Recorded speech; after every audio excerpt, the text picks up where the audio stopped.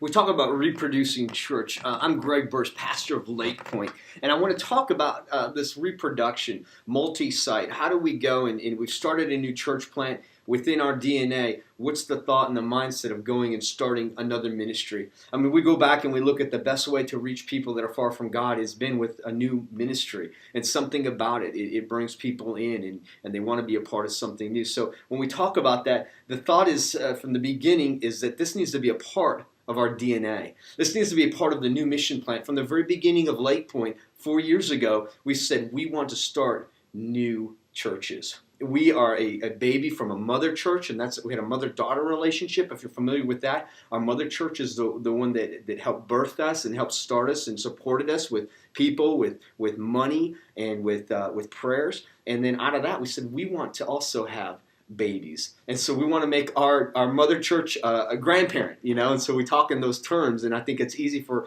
people to grasp and to see. And so we have done that here at Lake Point. In our first jump off of that is to take a church plant and to launch it off of Lake Point in an area that's far from Lake Point in Knoxville, Tennessee. We're actually in Hot Springs, Arkansas.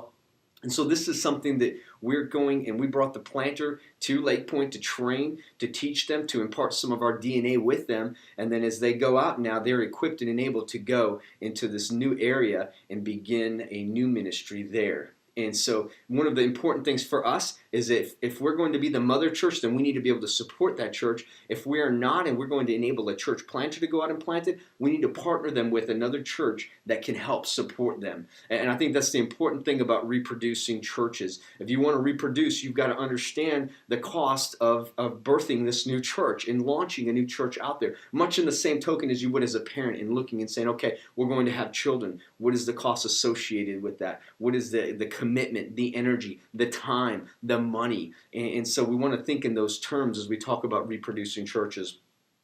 Now, another interesting thing that we're looking at doing this fall of 2010 is starting a new campus that's about 30 miles away in another town. It's a college town, and this is going to be a video venue. That brings up another important part. What style of birth are you going to have? I mean, you can decide, is this going to be a replica of what we do? Is this going to be a video venue? Is this going to be a house church movement? There are so many options, and you need to determine what does that look like? What is it that we're trying to reproduce? And I think the most important thing is to see that reproducing churches reproduce themselves the best. And it's just part of their DNA, much in the same way as a mother and father coming together and that child looks a lot like them. There's things that are going to be naturally the same, the eye color, the hair color. There may be some things that are different in their personality. And so we look at that the same way with churches. Our campus that we're starting in Arkadelphia this fall is going to be one that's going to be video driven. It's a video venue, and it's going to be geared towards the younger generation in this town.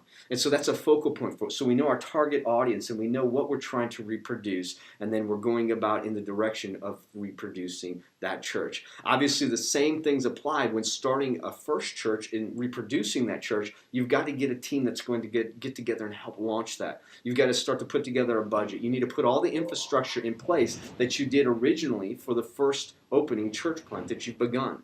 That same stuff all applies to the reproducing church, that new church plant out of your ministry. It's so important to look at those things and to remember. For us, it's like going back to the archives and remembering, oh yeah, this is what it was like when we were portable. We now have a facility. The new church plant we're going to start will be portable. So we need to go back. We need a trailer. We need these things. We need sound system. We need all of these logistical things. And we've got to remember what it took, the sweat, the time, the energy from the team that is going to go out there and push this new ministry and launch it out there. So those are some of the things that you've got to consider. The most important thing I would say from the beginning is when you start your new church plant, if God's called you to be a reproducing church, that you talk about it from the very beginning. At Lake Point, from our opening day, we talked about wanting to start other churches, wanting to start new ministries out there. In our mission statement, in our plan, we have a 5-year plan to jump out there and to start new ministries. It's written down. It's in the book, so people are aware of it. The people that are supporting your ministry are aware that you're going to start other ministries, and so that's there, and they understand it. So when it happens, it's not a surprise.